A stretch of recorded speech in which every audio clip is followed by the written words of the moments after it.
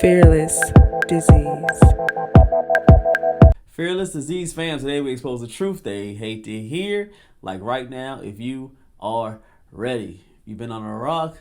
The fascinating and intriguing and exciting interview between Piers Morgan and Nick Fuentes has sparked a fire in the podcast realm. Now everybody's giving their opinion on, did Piers Morgan win? Did Nick Fuentes win? Was Piers Morgan being childish? Was Nick being the normal racist that he usually is? Everybody has their opinion, but it shows that so far from the videos that we have been looking at here on Fearless Disease, it looks like kind of the tips went over to Mr. Nick. And it's funny how Mr. Crowder here is going to give his opinion on his interview with Nick Fuentes. And of course he has his opinions as well, because Mr. Morgan was his first time interviewing Nick. And I'm glad he's bringing on Crowder and other people to give their opinions. But Crowder has already in the past did an interview with Mr. Nick. So let's hear what he has to say about it. Who already rejects the premise. I did think that was an interesting commentary, actually.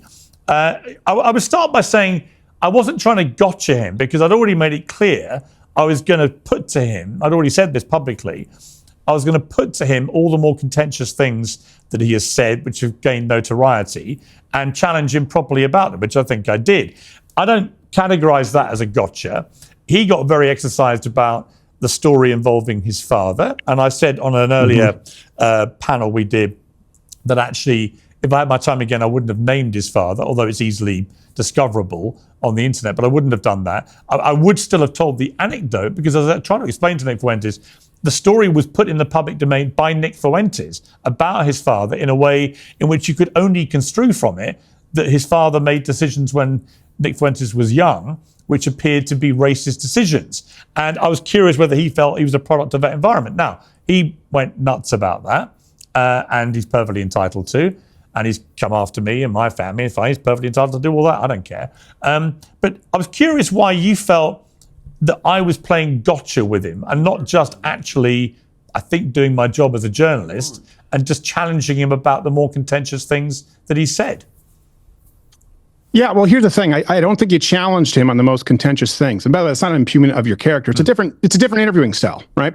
I think that trying to shame someone like Nick Fuentes for being racist, for being a misogynist, like that's a layup for him. He's already been accused of that, and I don't think it's very fruitful. I mean, I don't want to conflate gotcha with challenging. So I would say, by the way, yeah, if he's going after your family, Nick Fuentes, if you're watching, strongly condemn that from your audience if anything is happening out of line. But I also would say, when the guy makes a good point and says, hey, you know what, my dad's not here to defend himself, could we move on from that? Don't do it 6 more times. But I counted 6 times, and you're not able to get to where you actually have disagreements. See, when I sat down with Nick, and yeah, I played his clips back, people... He's very right about that. Once a man says, don't bring in my family and don't talk about my dad, you continue to do it over and over again, you're being very childish. It's trying to create a gotcha moment. You can't get to a point where if you're having an intellectual conversation and it's just between me and you, and you're trying to bring in other people that are not here, sometimes that it comes off as a like a gotcha, or trying to point at the person, trying to pick with them with their feelings, especially when it comes to their parents. That was a horrible way to do it. He's too old to be doing something like that. He's 60 plus years old. Grow up, Morgan. People could argue that it was tedious, but I would play a 1.5-minute clip, a 2-minute clip, because I wanted to show it in context. And I was able to actually lay out, we were actually able to contrast our policy, our prescription differences, where people know. And so I think if you go out... You're able to do that because you're smart. You're able to lay down your feelings. That's why you're part of the conservative movement. Most people that are more on the other side, which is liberals, they usually go off their feelings, and they don't like to get to the bottom line of things. They like to stay on the emotional side and not get to the crux of the problem. And that's what Piers Morgan loves to do. He loves to try to get a gotcha. He tries to get you in your feelings to a point where he doesn't want to go to the facts and statistics and figure out the core reason on why this person actually thinks and feels this way. That's not his job. After, for example, father being racist. I don't even know that you would construe his father's being racist because he doesn't like Applebee's. No one likes Applebee's. No one likes Olive Garden. Hang on. That's not what he said. He literally told the story that his father didn't like that particular restaurant chain or others because they were known for black fare. So what? Sure. Well, that's racist. That's not racist. Black fare. What if people don't like black fare as far as food? What if people don't want to be somewhere where they're more likely to end up in a world star hip hop video? This is where we get to the issue of you and him discussing per capita. Right? Let me ask you this. Like you're a Catholic. I'm gonna stop there before he keeps going. So what? Doesn't make somebody racist because certain individuals are there. People don't understand the name or what the definition of racist is. They just throw it out just because a certain type of people have a characteristic, and they'll be like, I don't want to be around that. Oh, you're just racist. It's just what I don't want to do. You shouldn't put a label on there. And if there's on the other side, if you were racist, so what? He had a clean line when he interviewed with Nick, and he explained when he asked him if he was a racist. He says, "Yeah, so what? Everybody's racist. I believe everybody is racist. 100% everybody is racist, including the black people, Asian people, white people, I don't know, Pakistan people. Everybody is racist. They don't want to go to certain things because certain individuals are there. It's just how it is." I heard from black people they don't want to go to certain clubs because they don't like their type of music. It's kind of weird. I don't want to be around there. Are black people racist because they don't want to go to the white people clubs most of the time? And then white people don't want to go to black people clubs because they feel like, oh, I don't like their music. And sometimes they fight and do this other thing. So that makes white people racist? It don't make people racist. Even if it was, so what? Everybody's racist. Like we were talking about this, you said you'd be happy to talk about it. What do you think is going to be fruitful in attacking a celibate Catholic for not getting laid? I didn't attack him. You're driving people into his arms. I didn't attack him. He said he needs to get laid. I think he does. That's a heresy. I think he does. I think he's an incel. So you advocate heresy. I think I perfectly understand if you're a devout Catholic, which I'm not. If you're I was brought up a Catholic and I was given spiritual guidance by Catholic nuns, and a lot of my family are very devout Catholics. I'm not particularly, but I still adhere to, broadly adhere to Catholicism, albeit there are parts of the teachings I don't agree with. So that's my position on it. But I can understand if he'd said to me, the reason I've never had sex. Then why bring it up, Piers? Why is it relevant whether he's been late or not? Because I said in my interview specifically, just so you know, I'll answer for everything I say. When I interviewed him, I said, I hate it when people use something that should be seen as a virtue as an attack. Out of all the views, if you view them as reprehensible, and I, by the way, strongly disagree with a lot of Nick's views, the least relevant is whether he's celibate as a devout Catholic. That's like a good thing. And so you actually give him the moral high ground. He says, hey, had you said my to dad me, out of it. Yeah, but hang on, you're putting up. You gave him the moral high ground. He's correct about it. It had nothing to do. Him having sex with women had nothing to do with the conversation. It has nothing to do with it at all. It's one of those feelings things. You're trying to get him riled up in his feelings. You're trying to make him seem like he's not what he is as far as having stoicism when he speaks. And that people think that when Nick speaks on his live streams, of course he's on Rumble and all that, but he speaks with strength and stoicism because he wanted to try to knock Nick off, Piers Morgan, to a point where he gets off his rocker and make him emotional. So he went to his dad, that didn't work. So then he wanted to go, all right, now you're a virgin, now you should get some. But they're both Catholic and they're both Christian. Why would you try to make fun of a 27-year-old man that actually doing what God told him to do is saving himself for his wife and being married one day? But you made fun of that because you're trying to get aroused, you're trying to get emotion out of it. It's very disgusting that he did that. A better defense, if I may suggest, than he did, because had he said to me, I'm a devout Catholic and the reason I haven't had sex is because the Catholic Church forbids that and says you should be married before you have sex, perfectly reasonable answer. That's not what he said. He never said that at all. He doesn't have to say that. He already said before you even asked that question that he was a Catholic, he was Christian. He knows that you're a Catholic and a Christian. So you saying that you shouldn't be able to ask that at all. Nobody has to explain why he does things, but you already know from his background that he is a Catholic. You're being dishonest. Once again, you're 60 plus years old. It's too childish of you. So you didn't do your research because he said that literally dozens of times. He may have said it elsewhere. He didn't say it to me. He doesn't have to say it to you. Who are you? Why does he have to say to you every time he has an interview with somebody, he has to, out of context, say that he's a Christian and a Catholic? He doesn't have to do that. That's the point. You're staying at a more high ground that you think you're better and higher than him, and he has to you. That's crazy. I only asked him about that stuff because there is a view that he is what they call an incel, and that he whips up that kind of mentality, and that's why he's such a misogynist about women and so on. It's an interesting thing to ask him. He seemed to me quite happy to answer it all. He was quite emphatic in his answers. Fine. I didn't see that as an attack. I was joking about getting laid because it seems to me he's a very angry guy. Can I jump in for a second here? Yeah. Because this is where I think this is important, right? His audience will. People out there, by the way, some who are voluntarily celibate because they're devout Christians, but also if you look at the dating pool out there, I don't think it's misogyny to say, I wouldn't date one of those young women if they were growing on my ass. And they're actually out there living in a world that's been created. They will identify you as someone who's helped create that, right? Someone who says, I don't care if the UK no longer looks white. I don't care if we lose our cultural identity. Hey, it's great, women's rights. And they're looking at their prospects. And when you say, you're celibate or whatever it is, you haven't gotten laid, you're an incel. Guess what? You give him the moral high ground. When you say, hey, what about your dad? And he asks you, and I will say, he asked pretty respectfully, don't do that. You go on 6 more times. What did you ask about Stalin? He gave him the moral high ground. He is correct about that. And he's also correct that his audience will understand exactly what Piers Morgan did.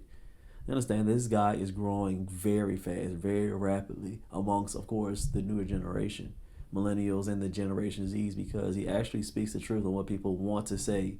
So if which is amazing that he even shows that he does not want to have sex right now. That makes him even better. So you think that a man like him would have this persona? You think that, and people emulate who they watch most of the time, especially the younger folks, 20s, getting to the teens. They emulate this guy. So if they see that he has this type of stoicism, he has this type of bravado, he has this type of fame, and his characteristic is that he's a Catholic and he wants to save himself for marriage, do you think that they will follow him more and they will understand what he's saying? Or you think that they will go against him and not do what he's doing? You got to watch this. This is a tide that's changing with generations right now. That generation of boomers and Generation X are going out. This new generation sees things differently, and they're speaking up for the truth, and they don't want to abide by the rules of these networks and these TV executives that you can't say certain things, you can't think certain things, you can't feel certain things. They're going against it. If you keep on telling people they can't do things, they can't say certain things, they're going to do it. That time is changing. I thought what he was doing. You said little twerp. Yeah, no, I hear you. You said little twerp. Stephen, I hear you. I hear you. I'm not saying you're wrong. I'm just saying, honestly, I'm not, because I've got a lot of respect for you. I think that Well, thank you. I think what he tried to do, I think he was taken aback when I revealed that anecdote about his father. And I think he didn't want to address what he actually said on air with that anecdote, because it's pretty damning when you hear it.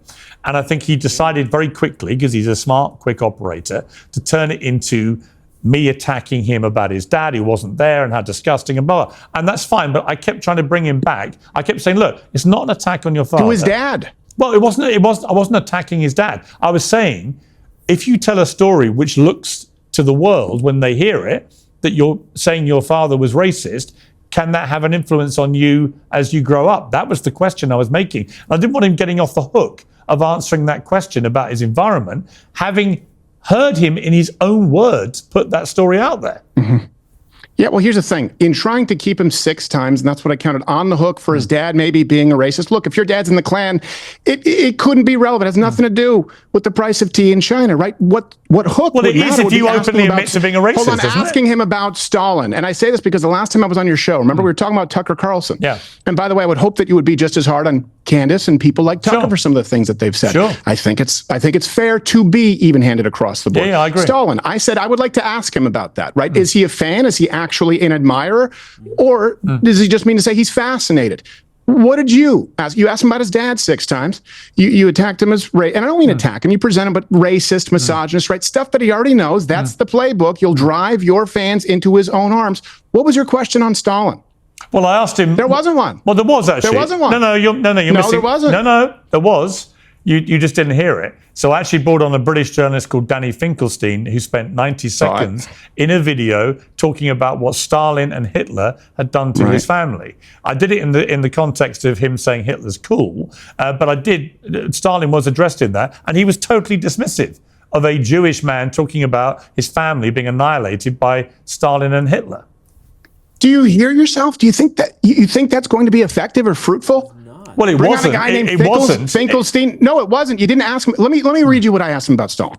Okay, because I think a lot of people, you responded saying it was softball. Did you watch the whole interview that I conducted with Nick? Well, before you read what you're about to read, let me play a little mashup of you interviewing Nick Fuentes, and you can respond to this. Before he gets to that, he has to point that back out and understand that this way of interviewing and trying to get people to get emotional about certain things, it does not work on this new generation.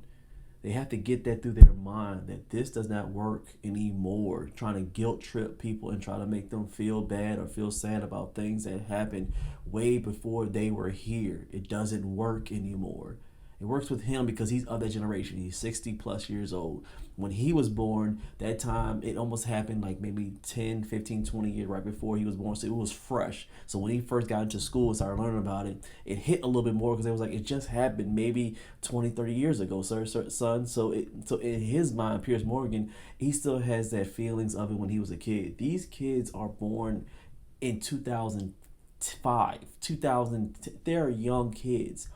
They don't have no connection to what happened in slavery or what happened with the Nazis and stuff like that. They don't feel that same pain. So for you to keep on wanting him to feel that pain and feel sad about it, they're not. You got to get over it. They're not going to care about it. No matter how much you try to throw it in their face and try to make them feel sad about it, it just is what it is. They're not going to do it. Hang on. Okay, but did you watch the whole interview? Yeah, Nick Fuentes, do you hate all Jews, sir? No, I don't. Okay. Do you consider yourself an anti-Semite, a noted anti-Semite? No. Okay. Clears that up. Do you believe that white people are superior to all other races on the planet? No. Okay. Do you want to eradicate all non-whites from the United States? No. Okay. Well, Barry Weiss will be very happy to hear that. No doubt she's watching. And then because this happens a lot, right? It's Tucker did this with you. Fed. Nick Fuentes, are you in fact a Fed? No. Okay. I got to say, mate, that's one of the most forensic examinations of. It's common sense. You ask a person a question and then they answer it. No, you ask questions like a woman, like with feelings. Even though a person says, no, I didn't, you will try to use your feelings and try to use your tactics to try to get a different answer when he didn't say that. That's what women do. So you're getting mad at Crowder because he doesn't ask questions like a woman like you do, Morgan? That's basically what you're laughing at and getting mad at. I understand. Interviewing masterclass I think I've ever seen. I mean, the follow-ups were magnificent. Nick, Magnificent. Pierce, did you watch the whole interview? No. No, you didn't. Okay, so one of us came here quite a bit more prepared, which seems to be your approach with Nick. So let me read you my exact question on Stalin. Those were layups specifically because, again, I think you and I both agree, right? We want to have reasonable discussions. You don't want to radicalize people. I agree. Get rid of the bull crap on the outset so that we could actually get to real differences. And I think here's something that I really pursue when I interview someone: truth and understanding. I asked him about Stalin. Let me read you the exact question later on. It would help if you watched the whole interview. I said, my question to you would be, I know that you've said we want a Catholic theocracy or a Christian theocracy. I've heard the word dictatorship. Correct me if I'm wrong. I would ask you, since the end point seems similar to where Stalin would want us to reach, swap atheism for Catholicism, would you be able to name, or is there any one thing that you think America concretely should copy about Stalin's rule or revolutionary methods to get there? And guess what? We were able to actually answer. We were able to actually discuss it. How many retractions on your show? Zero. Quite a few on mine. How many times did we actually get into discussions regarding where we disagree? And let me tell you where I disagree with him. I'm to the right of him on some issues. I'm definitely to the right of him economically. He's a pretty big sort of centralized economy guy, but we did it in good faith. And I presented him with his own questions. We got that out of the way. If you don't watch the whole interview, yeah, you can take 15 seconds. Did you get to any, that was my question. And yours was, well, you never asked about Stalin.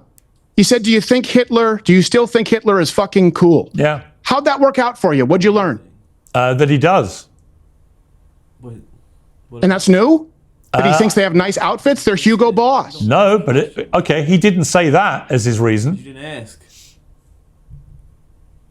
Did you learn about Stalin, Pierce? Did you learn about why young men right now are disaffected, disenfranchised? As I said to you, I played a clip from a guy who literally lost family members, close family members, to Stalin and to Hitler. Sure. And Nick Fuentes' response was to mock him and then to unleash his groypers on this guy who've been now mercilessly abusing and mocking him about the loss of his family members to Stalin and Hitler for the last 48 hours. Now, you might think that's acceptable, or that somehow I didn't push that hard enough. This is why legacy media is dying. You can't compete. Look, guys like Nick, guys like Andrew Wilson on your show, they've come up. I mean that you were at CNN, HLN for a very long time, and you're still following the same format. And so there, accusing someone young of being racist is a win. But with people who've grown up being accused of racism, of misogyny their whole life, they don't give a shit. And so you should get to the point where you can actually understand. Here's the one thing I would say. Didn't I just say that? I told you they do not care. Once a person takes the guilt out, when you say something inflammatory towards them, it doesn't have any weight to it. Nobody cares. Point example, we live in 2025. You calling a woman a hoe, a whore, and they're actually being whores, it don't have no sting to it. We have celebrities that are that. We have women that have sex with everybody and nobody even shames them at all. Do you think we have any shame anymore when we call a woman a skank, a whore, a slut, anything like that? They get brand deals, they get richer with the more slutty they are. That's the same thing that's going on with racism and misogyny and all that stuff. When you say it now, nobody cares anymore. So you're trying to guilt trip him into thinking that he should feel bad about something that happened years before he was here. He doesn't care no more. You can't hurt him. He took the guilt out of it. He just says, yeah, so what? And then what's next? Once he says, yeah, I'm racist, what happens next? He's still making money. He'll still be on TV. There's no shame in it anymore. So it's not going to work anymore. They don't work anymore, Morgan. You're in the Stone Age. The way you're interviewing now, this is a wake-up call for you and your team. That doesn't work anymore. It just doesn't. Say that would help. Listen. You weren't listening to the guy, so you're not even able to lay out where you disagree and your own audience. Well, I don't think you heard that. I don't think you could have heard the whole interview either. Then, I mean, look, I'm going to go and listen to yours every in full. last second, pillar to post. Okay, but look, for 2 hours I talked to the guy. I came with an open mind. I wanted to know whether it was performative, whether he did these things, whether he said things as a joke, whether if he did and it blew up, he regretted any of them, or whether he really means this stuff. And I learned a lot more about Nick Fuentes in the 2 hours than I knew before. You probably knew it all already because you've interviewed him before. I haven't. It's the first time I've never interviewed him before. This was my first time I've ever spoken with him or interacted with him whatsoever. I did do my research, and I already knew what his stance was on Stalin. I already knew how he clarified it. I already knew his stance on racism. And here's what I would say, if I'm being as accurate as I can be, right, for the general populace. I think most people, if they listen to Nick Fuentes, his views on race and crime, they'd say, okay, someone like that has a case. Certainly any men under the age of 25. I think a lot of people would broad strokes categorize it as anti-Semitic. We were able to get into that. I was able to communicate that I thought Islamic immigration is a greater threat than global Jewry. And guess what? He disagreed, but we understood each other. You don't de-radicalize people by marginalizing everyone who actually makes good points, by spending 6 follow-up questions on a racist you know what? by accusing them of not getting laid and calling them twerps. Stephen, here's what I'll concede. Like I did with the initial reaction that you did. I will concede I didn't get him. I mean, other than him saying, I believe now, actually, in a satirical way. In other words, I don't think he really meant it. But when he said he did think at least 6 million Jews died in the Holocaust, he did it in a way that others, like Glenn Greenwald, have told me he didn't mean it. Whatever, it's up to him. It's down to him. I don't think I don't think I got anywhere with Nick Fuentes. I don't think I got anywhere to him changing his mind about anything. I certainly didn't get anywhere in stopping him unleashing his groyper hounds on me or my family, whatever. I don't care. I've had far worse, and it's fine. If you're in the media jungle long enough, you get these pile-ons occasionally, and it's just better just to ride them out with a smile on your face. It's whatever. But I didn't get anywhere with him. So in a way, I am listening to you because I'm curious how you do get anywhere with somebody like that when his whole shtick. He's doing the same thing like with women do. You're trying to get anywhere with him. You can't get anywhere with somebody. You just understand them and accept them for who they are and seeing from their point of view. maybe changing some things, maybe just disagreeing with him, but you're going into the interview trying to change him and trying to make him seem like a bad guy instead of just being like, this is who he is, and this is what his audience likes, and why does he think that way? You're not trying to understand why does he think that way. You're trying to get him to look bad and trying to get him to change the way he thinks. That doesn't work. That's what women do. He's not understanding that because he's a woman himself. That's why his wife does. I'm not going to get into that. Well, let's do a little bit more. Really just on doubling, trebling, quadrupling down. And he says things which I genuinely do find really offensive. When he talks about women in the way that he does, it is really offensive. See? Well, okay, let me answer. Here's how you get somewhere, by not playing gotcha. So, for example, when you start off with, if you've done the research, you know it's facetious. Same thing that Jillian Michaels did. Do you think all women need to be raped? No, he was citing, by the way, study after study that you can replicate that 62% of women Sure, he said have that to some me. form of He a said rape that to me. fantasy. Yes, so sexually... 62%? 62%? They like to look at some wild things? If it's true, then why did he ask about why is that true? Why? Dominant. But when you start off with that, guess what? Young people go, okay, all right, same old, same old. You could have asked him, hey, what are your views on women? I started off with this thing that all women are annoying and they all get old and fat and ugly. What part of that do you disagree with?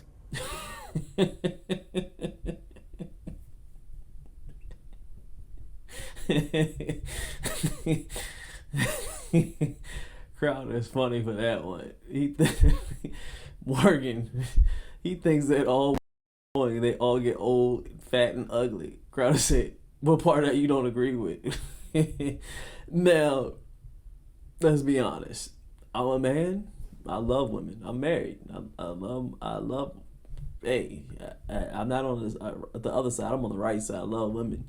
But I would be lying if I didn't think that at least most of them aren't annoying. They are annoying. Most of them, not all, but most of them, they are annoying. And do they get fat and ugly? I think everybody gets fat and most of the time ugly. I mean, not ugly, but we don't look as good as we did in our 20s. Everybody gets older. Everybody's going to get 30, 40, 50, 60, 70 years old if God wishes you to be on this earth. Keep on going, of course. A 20-year-old woman, and you look at her at 60, they get old, 70, they're not as good looking, and most of the time they do get fat. So what is he saying that's wrong? So do men. They get bald, we get wrinkles on our faces, we don't have that look to us, we get gray hair, we're not as charming and good looking and youthful as we were when we were young lads. So what's the problem with him saying that? That's the feelings thing. It's a woman thing. It's a feelings. Instead of just being like, yeah, that's kind of true, but it hurts some women's feelings, so he's trying to protect all women. That was funny. All of it. It's not all of it. You don't think that women get fatter? They do. And more attractive? Men do too, by the way. I think men largely You and I are do. both getting fatter and uglier. And Okay. I think that a lot of women, particularly if you go on TikTok and you see generationally, I think they're annoying. And I think that is a symptom of a serious problem, which is deeply rooted feminism, which, by the way, is the same source problem for LGBTQAI. And the reason that you have biological men winning Olympic medals, right? You see that as a problem. You need to get to where you diverge or what the root of the problem is. And here's the thing, you're never going to get there if you just discount young people who are facing different problems than you. I understand. I don't think they're right on all of it, but I understand it because I was listening. I think you could have listened to him better. If your goal is the pursuit of truth, and actually, and I would imagine your goal, if you think his views are abhorrent, by the way, and I think some of them are. So if your goal is to peel some of those people off, give him the floor to explain context so that you can contrast it. But it ended up getting back to gotcha. Okay, but He's right 100%. You don't listen and get to the crux of the problem. You try to look at the layer of why, of thinking that he thinks a certain way. You're like, you shouldn't think that way, but you won't ask him why he thinks this way if it's actually true. You don't do that. And again, his audience will grow because they're seeing that. If I see it, you think millions of other men and other people that follow him don't see that? He's not understanding that he's in a losing battle, and he has to change the way he interviews, or he's going to stay right where he's at, and he's not going to progress, and he's going to lose every single time, because people will study things like this. He won't be the first person that did this to him in an interview. People see this now. This is mainstream now. Everybody's on YouTube. Everybody sees podcasts. People see it now. You understand? Smash the like. Tap the next video on the screen. Subscribe, hit that bell. The Cash App Fearless Disease is always in the description if you are rocking with the movement. See you on the next one. Please stay rich and stay fearless.